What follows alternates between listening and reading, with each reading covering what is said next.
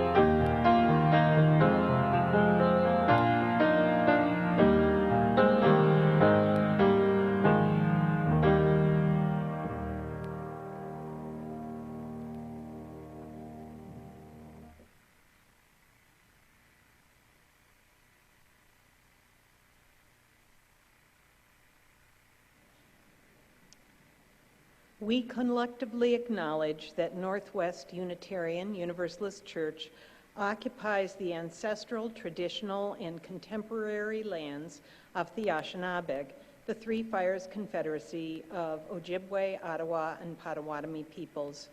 In particular, this congregation resides on land ceded in the 1807 Treaty of Detroit. We recognize, support, and advocate for the sovereignty of Michigan's 12 federally recognized Indian nations, for historic Indigenous communities in Michigan, for Indigenous individuals and communities who live here now, and for those who were forcibly removed from their homelands. By offering this land acknowledgement, we pledge ourselves to justice and repair, both with the land and its people.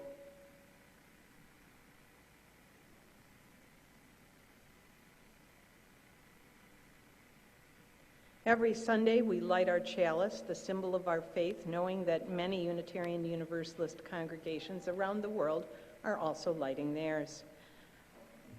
Our chalice lighting is accompanied by these words from the Reverend Scott Taylor. Come.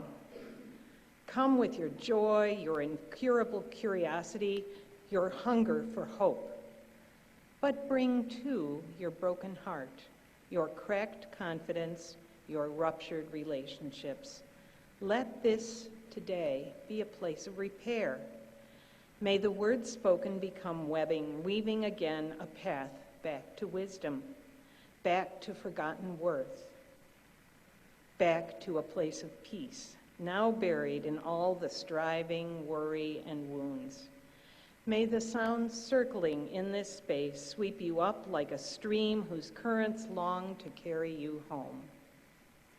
And may the common breath, so sweetly shared between us, remind you that loneliness eventually lifts, and that we are tethered more tightly together than it sometimes seems, that together our hearts can mend, and our world can be woven anew. Come, let us begin.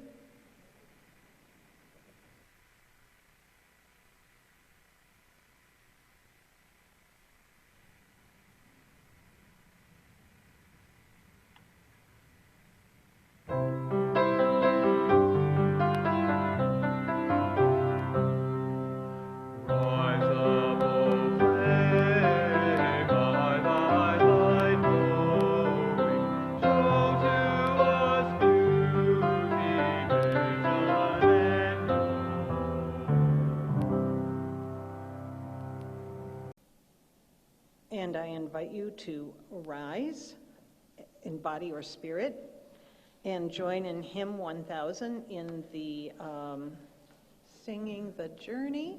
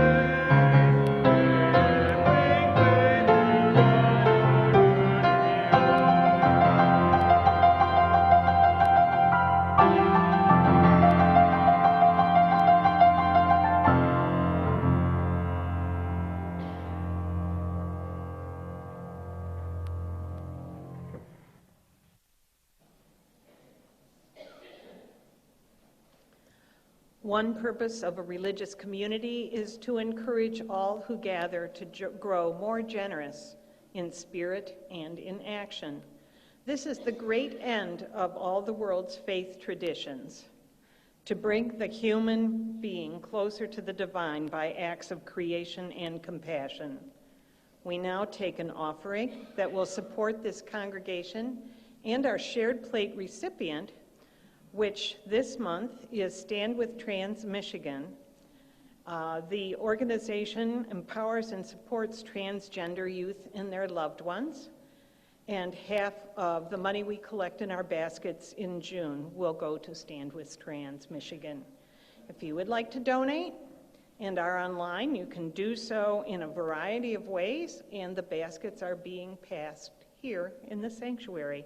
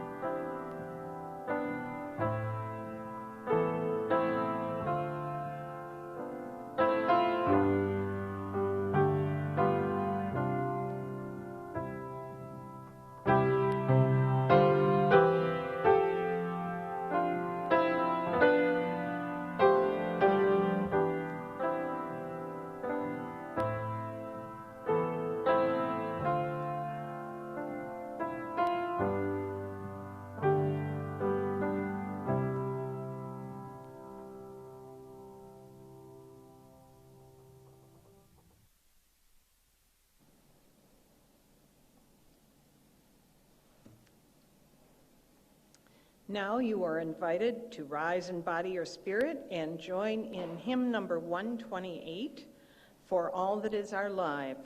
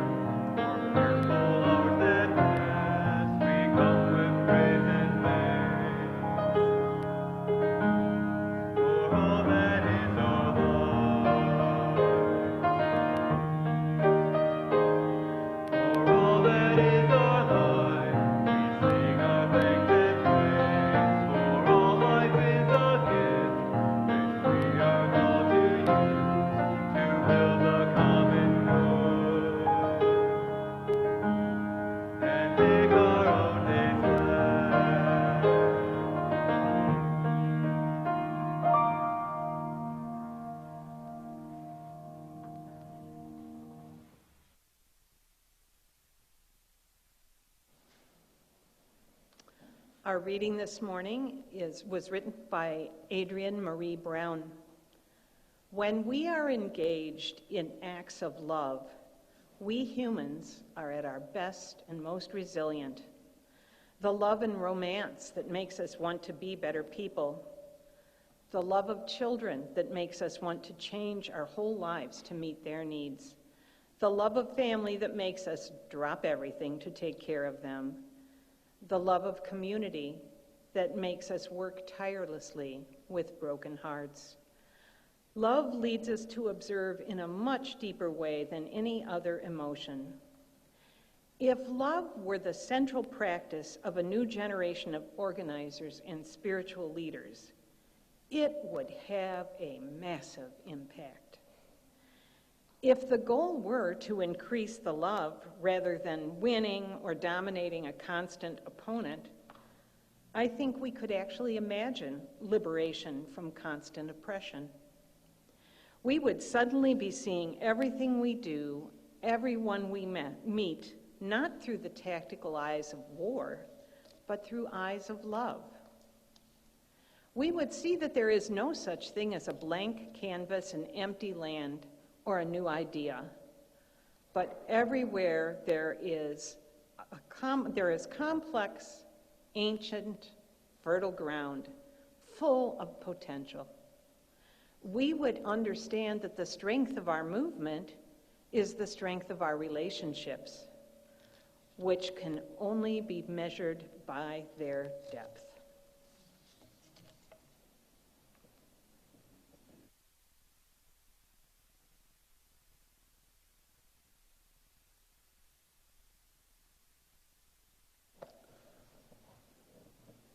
Never fails that whatever I've written suddenly feels perfectly inadequate when I turn up and see your faces.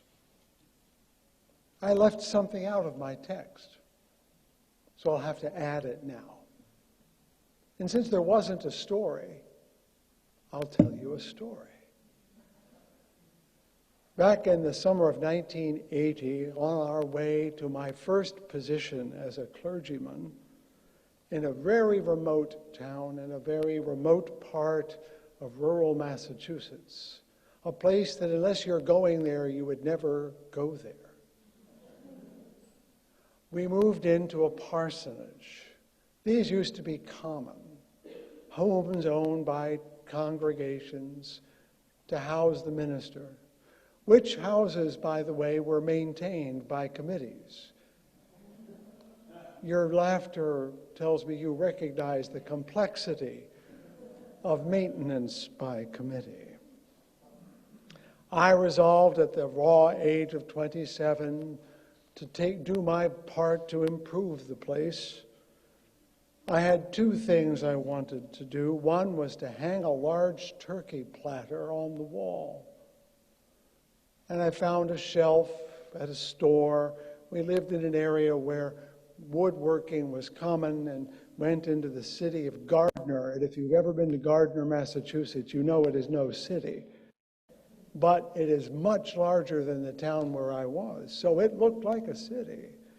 And I bought a shelf to mount on the wall that would hold the plaque, the turkey platter upon which we would serve the dead bird come Thanksgiving. And I bought nails, screws. I even bought a screwdriver and a hammer, since I did not own these things, and made a mark upon the wall, exactly where it should be, drove the nail, and the wallpaper began to split, and behind it the plaster began to crumble. Because this house was built in the 1840s, in the days before there was wallboard.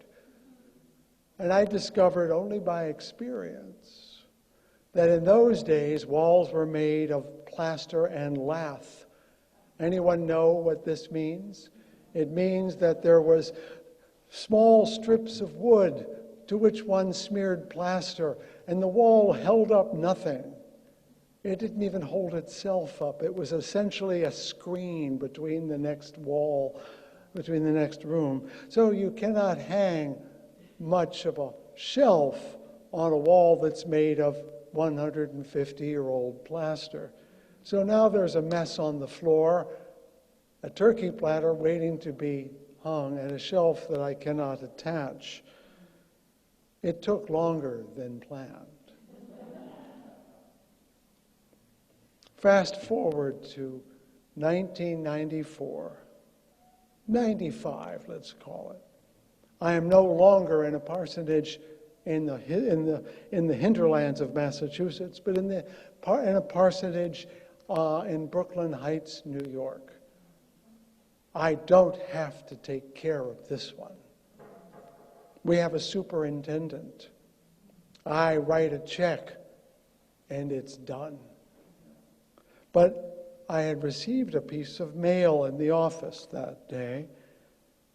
It had come from the office of a magazine from the Upper West Side of New York, which is the Vatican City of American liberalism. It was signed, actually signed, by Michael Lerner. I had heard of him. He was writing to me. He owned a magazine people were reading. He was organizing a conference and wanted me to be a part of organizing that conference. How could I say no? I was in the big leagues now. There were maybe 20 of us in that conference room with lofty personae to the left of me, loftier personae to the right of me. Maybe I was out of my league. There was the minister of Judson Memorial Church, famous for its left-wing activism and pro-choice activity, Peter Larman. There he was in the flesh. There was Balfour Brickner, Rabbi Emeritus of the Stephen Wise Synagogue, the oldest and most notable of the humanist Jewish communities in the country. And there, of course, was Michael Lerner, whose magazine, Tikkun, was attempting to answer the surge of conservative politics and religion that had just that November of 1994 propelled to prominence itself through the Republican contract with America. Remember the contract with America? Remember the contract on America? The one that put Newt Gingrich in the speaker's chair. If you want to date our current troubles, start there. Fast forward 30 years again. And here I am in the midst of you. No longer in an apartment in Brooklyn Heights, no longer in Grand Rapids at the end of my career. I'm going to General Assembly next week, not this coming, but the week thereafter. And it's a time of struggle in our movement, as most of you know. This is a good thing. Rarely does the good turn out just by itself. It always emerges out of struggle. Any religion that phones it in for very long will soon find those on the other end have hung up. We like to believe that our religion is not stuck in the past. A century ago, Louis Fisher, dean of the Universalist Rider Divinity School, wrote that Universalists are often asked to tell where they stand. The only true answer to this question is that we do not stand at all, we move. But if we look at our movement historically and empirically, we do not move constantly, but in fits and snatches. We tend to stand still as well as move. We have a very long history of talking the talk more than walking the walk, and that's where the struggles arrive. So in 10 days, we will gather in Pittsburgh, and there will be some genuine struggle. Now, that is not my topic, nor the controversies that they're going to talk about. But they all arose from the question as to how much we should be at work in the world and to what extent. Call it social action, social justice, whatever you like. The struggles within our movement today are tied to our duty to change the world, something we've always thought we should do, but we've never agreed on how much and how and what. There are three essential missions to all liberal religions. I've already taught you that. Do you remember them? Probably not. They are to free the mind, to grow the soul, and change the world.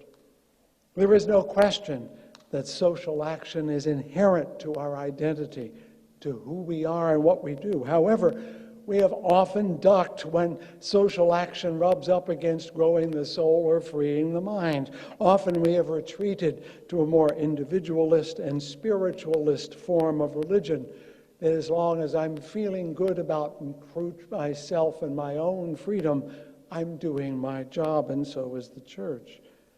This is also my primary critique of that spiritual but not religious concept, which says, I feel great feelings, but I don't think any religion will do me justice, so I'll just sit here and think deep thoughts. James Luther Adams, our most notable 20th century thinker, said, a purely spiritual religion, the kind I just described, is a purely spurious religion, unless it eventuates in actions at the personal level, at the congregational level, at the denominational level. You're really not in the religion business at all. So that's really the question.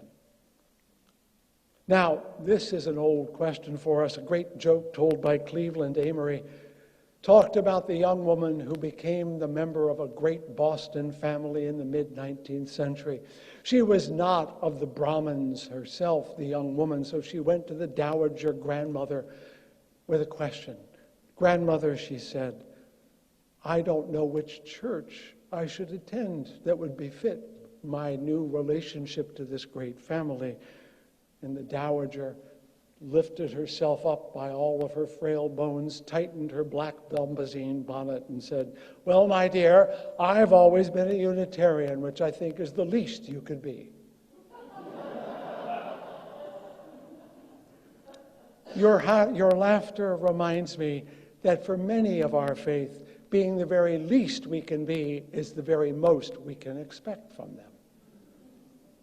This problem exists, this problem between the least we can be and the most we can do.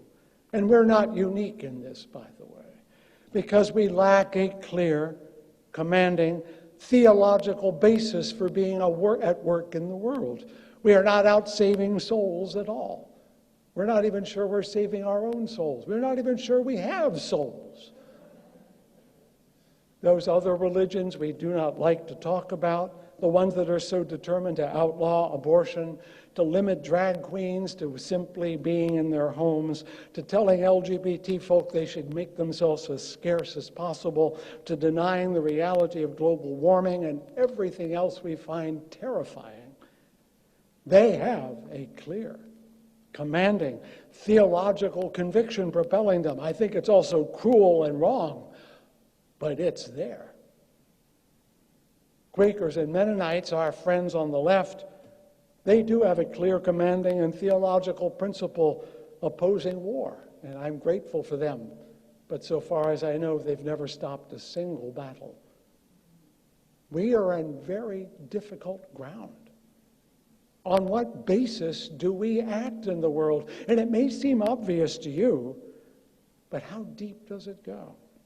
Is freedom of conscience enough to make us march in the streets, to check out all the library books? Is our commitment to inclusivity and equality deep enough to propel us into the breach?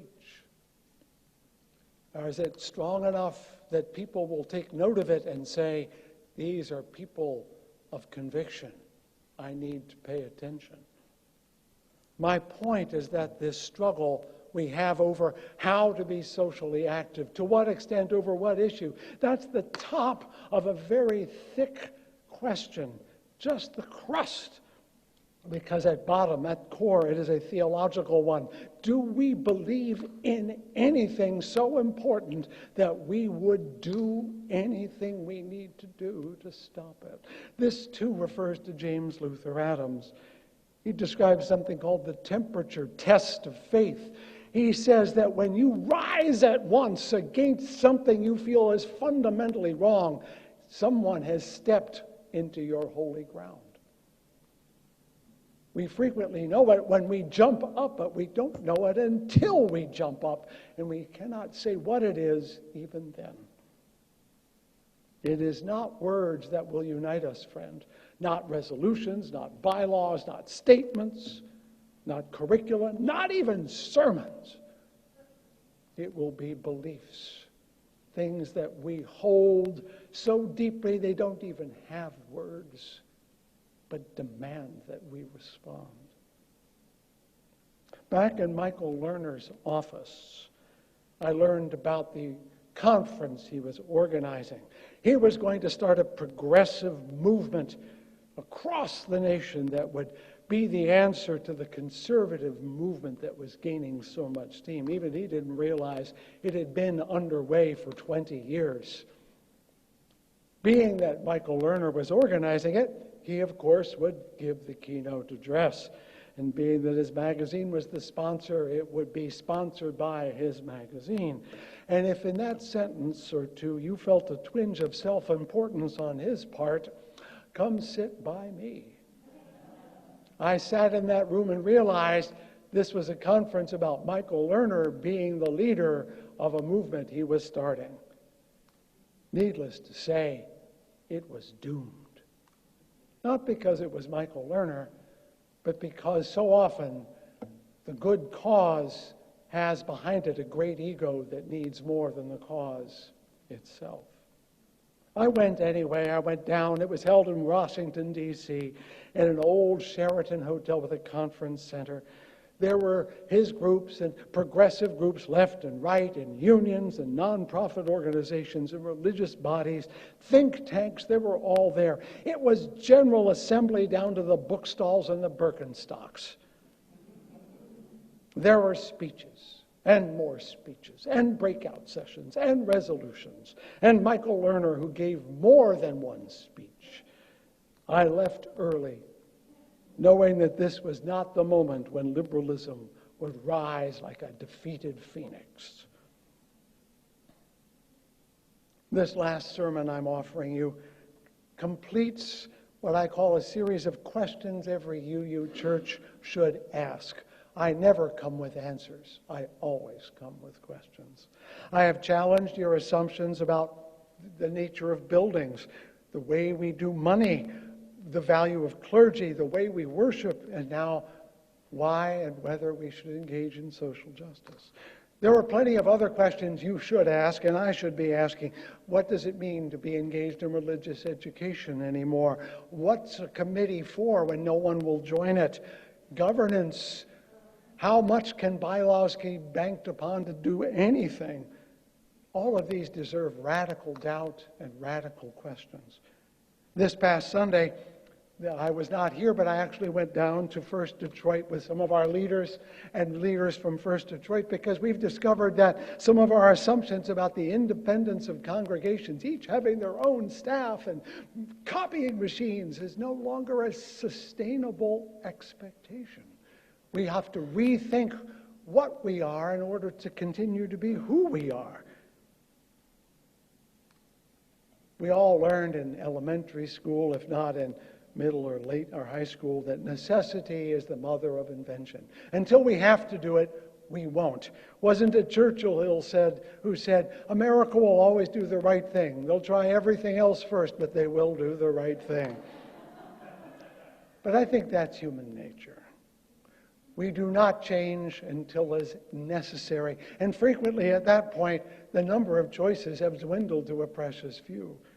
And no matter how often we clergy tell you, if you'd only started a year or two ago, you will wait until the last minute, because it's human nature. Therefore, the current struggle about social justice and our identity, we could have done it a long time ago, but we didn't. And now it's here. And now it's not just about social justice, but it's about bylaws and gadflies and who is in and who is out and who is righteous and who is not. As with all my questions, I bring no answers. However, I do think there are touchstones we can bring to this conversation about social justice and everything else. And that takes me back to my messages in the fall. And did you ever remember any of those? No, and I'm so glad. Because we always preach the same sermon every Sunday, and we kind of hope you forget enough of them that you're not totally bored when you come back week after week. I taught 5 premises of liberal religion in the fall. 4 disciplines, 3 missions, I've mentioned those. And 2 beliefs and 1 hope. It's a cheesy device, but it works. They all connect. But to make it clear here, I'm going to quote from what I said earlier. The answer to evil or injustice is a Hebrew word or phrase, tikkun olam, the repair of the world. You heard that mentioned at the beginning of our service, to repair. Because guess what, people? We are breaking it all day long. The repair of the world, though, does not mean going out and fixing what everybody else did wrong. It's fixing all the things we do wrong, too. Because guess what? We do plenty of wrong things ourselves. Whom? Us? Yes, us. In the end, social justice is not about fixing the world out there. It's fixing the world in here, this room, this heart, this time. We have to do it all at once, which is why it is so difficult. Now, Tikkun was the name of Michael Lerner's magazine. He was showing that that was a path towards social justice, and he was right. But to the extent that it was Michael Lerner's version of Tikkun, it didn't work, because we don't get to own the ideas, not we publishers, not we preachers, not we Unitarian Universalists. They don't work for us, we work for them. So what is it we are working for? To whom are we, to what are we accountable when it comes to questions of justice? Tikkun is a clue. In Judaism, the duty to do good is embedded throughout it, and it slowly coalesced around this phrase, tikkun olam, to repair the world, whose roots go back to the Mishnah and to the Talmud, 2,000 years. And I took that notion and used it because it encompasses more than social action. It's deeper than social action. Because too often, and we've seen this, you know it as well as I, social action generally boils down to sign this petition, go to this march, and join this organization. Nothing wrong with that. But that's not the whole show. That's not how social justice happens, by doing those 3 things. Even sending money to all the organizations I send them to does not get me off the hook. They are means. They are not ends. Because what you seek, what I seek, what we want is larger, wider, deeper, and further than that cause or that issue, no matter how pressing it is. We want a justice, a wholeness that really has never, ever existed. We've seen glimpses of it, sometimes in our homes, sometimes at our work, sometimes in our world. But just as our atheism or agnosticism or theism are at best approximations of what we dearly hope, social justice itself is bigger and broader and deeper than any words we can fathom. For just that reason, we have to make sure that we serve something greater than exterminating white supremacy culture. That is essential that we do that. But that's not the end and sum and all. We have to eradicate homophobia and transphobia, and we have to remedy climate change. We have to undo the damage that a late-stage capitalism has embedded left, right, and sideways. But those aren't the end. Some of you may be familiar with the Taoist reading that's in our hymn book. I know it's there because I put it there. Yes, I wrote the hymn book. But I'm going to substitute a word so you get where I'm going. If there is to be tikkun in the world, there must be tikkun between the nations. If there is to be tikkun in the nations, there must be tikkun in the cities and towns. If there is to be tikkun in the cities and towns, there must be tikkun between neighbors. If there is to be tikkun between neighbors, there must be tikkun in the home. If there is to be tikkun in the home, there must be tikkun in the heart. That is to say, we are engaged in the constant repair of our own souls, our lives, our homes, our congregations. We must be about it all all the time, and if that sounds exhausting, come sit by me. I know full well that conferences and magazines and speeches and marches will not repair the world. I know that they do help. I know that giving money won't repair the world, but it will help. I know that sermons don't repair the world, even less listening to them. I know that hymns and songs will not repair the world, that organizations and political parties will not repair the world because they cannot speak to the world, the nations, the cities, the neighbors, the homes, and the heart. The task is inevitably on each of us individually, not only individually, but collectively. All of them are necessary. Here's where I have to get back to a word we hate. Our battle is with sin. Yeah, sin. A word we don't like because we think it connotes some God who's busy keeping a scorecard and trying to decide whether we merit some reward at the end of this life. That's nonsense. Since we're online, I will use nonsense instead of another two-syllable word that deserves to be used. But by sin, I mean that every one of us is going to mess up many times. And I was a Boy Scout. And we were taught that when you leave your campsite, leave it better than you found it. Our job is not to end sin, but to fix the sins we commit and clean up after those who refuse to clean up after themselves, and then make them stand in the corner and think about what they've done. I want to use a more prosaic and hopefully more poetic metaphor. Sin is whatever tears the fabric of the heart. If we are truly spun and woven together, and we are because the strands of DNA are nothing but a giant knot of chemicals. If we are nothing but strings that have been tied together across a zillion generations, if our relationships are like filaments that we depend upon them, spouse and parent and child and neighbor, every sin tears a hole in that fabric. And all you need is a little one to get to a much bigger one. My wife is always on the patrol for moths, eating holes. There's one in my shirt right now. Because if I don't fix that, it will get bigger. So sin doesn't have to be huge. All you need is one little hole for it to begin to unravel everything. So if we're not sewing up the holes that we make as fast as we make them, it's all going to come apart, isn't it? Tikkun olam is sewing up the tears in the fabric of life.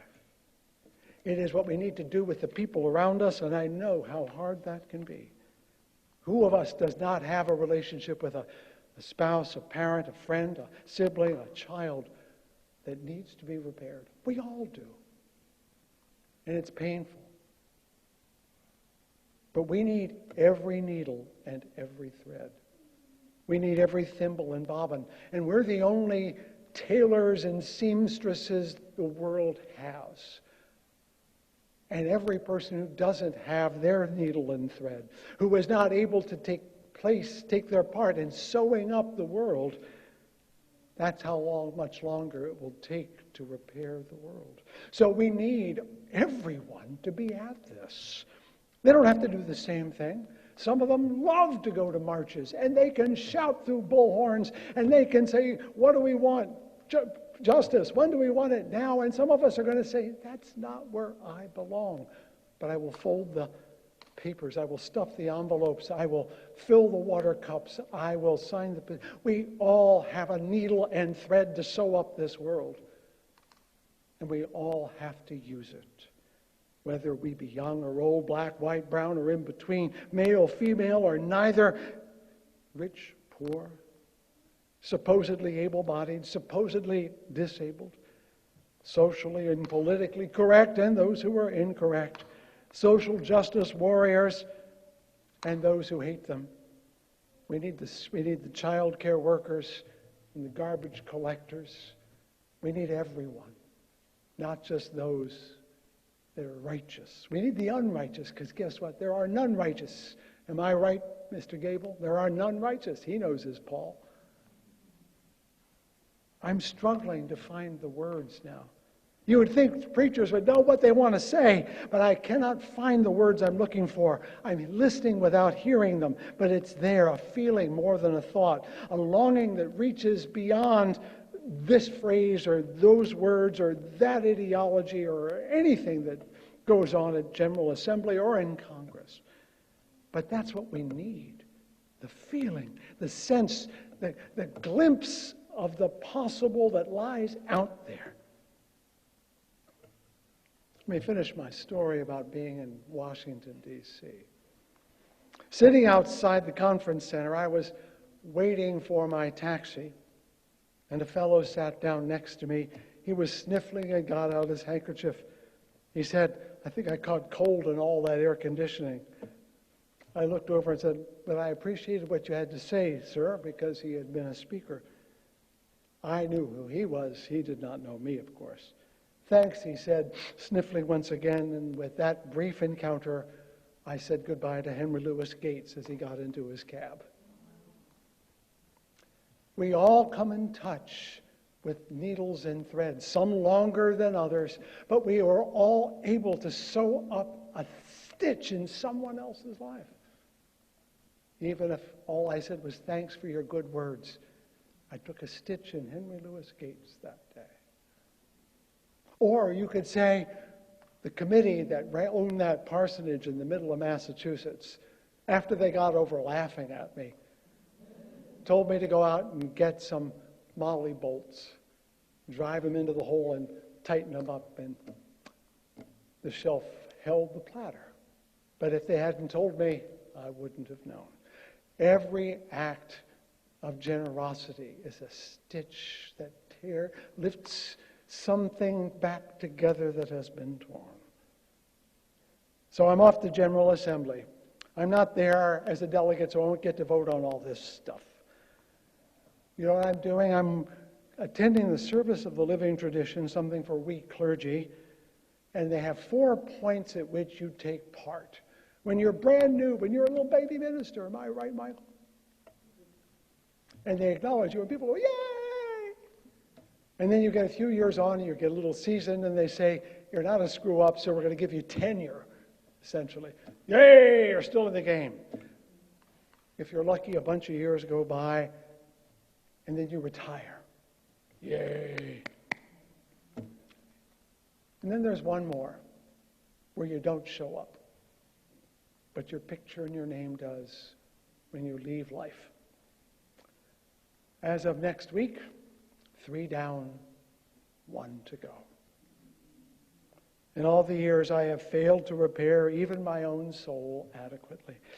My neuroses are still with me since the day I was born.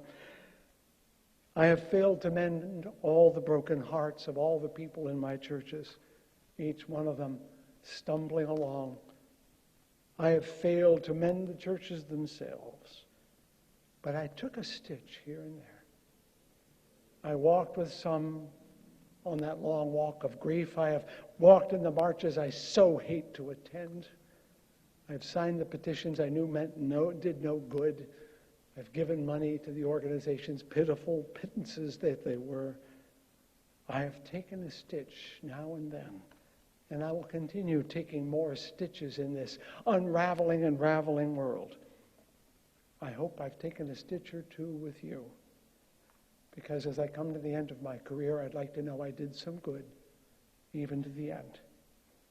Did you ever notice that the word T-E-A-R means both tear and tear? Every tear in the fabric is a tear that the world sheds. I don't know if you can mend them all, but we can start to take a few more stitches in the unraveling world. And even if you only offer a handkerchief to someone weeping, you've done good. Go forth and do good, okay? Thank you for letting me be part of your life. Blessings be upon your journey. You have a great future in front of you.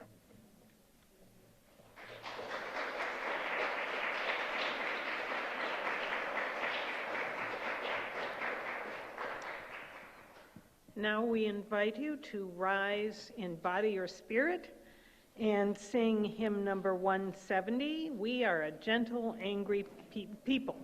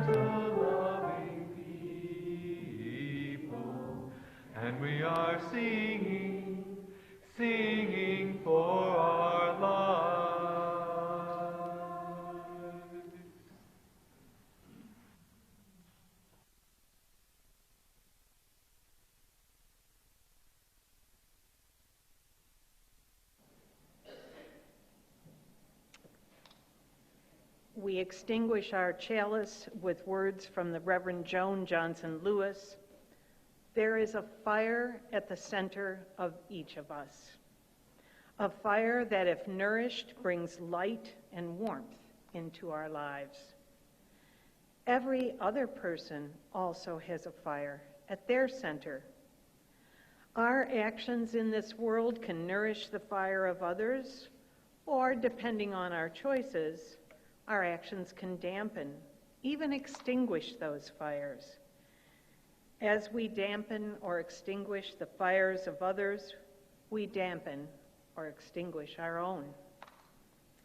As we encourage and nourish the fire of others, we encourage and nourish our own fire. By encouraging and nourishing the fire at the center of each other, we bring even greater light and warmth into this world and to ourselves. This week, may you nourish and encourage the fire at the center of others, and may you be nourished and encouraged in your center.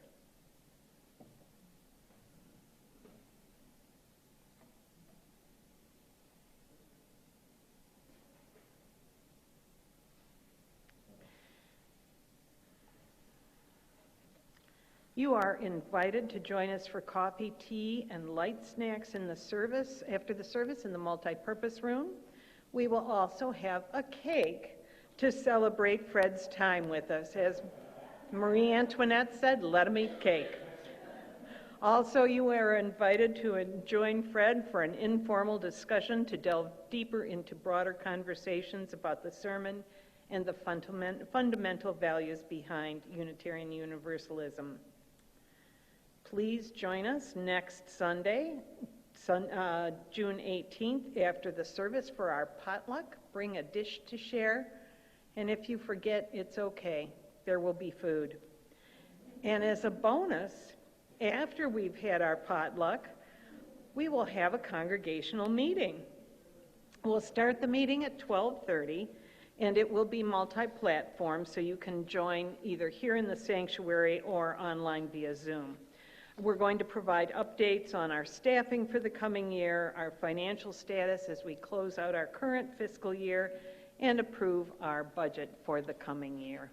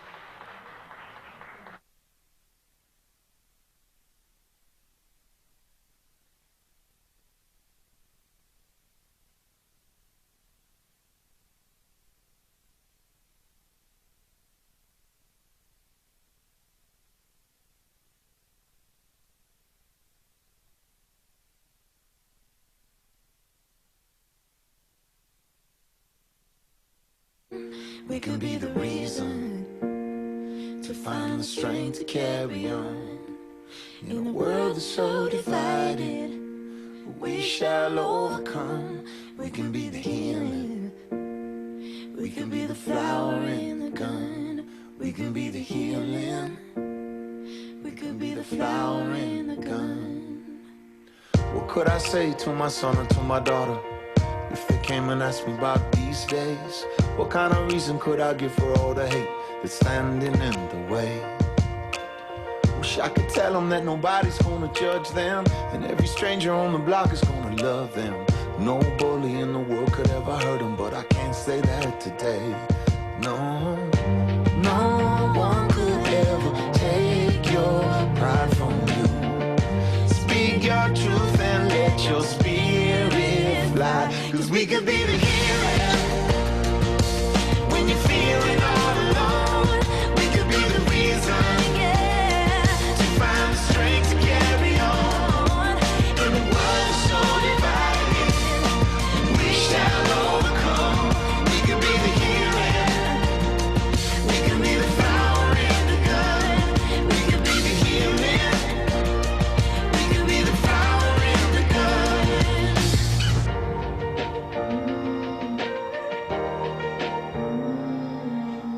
What could I say to every woman who was ever told by a man, don't try to reach too high? What could I say to every girl who was betrayed and told to keep the pain locked inside? Wish I could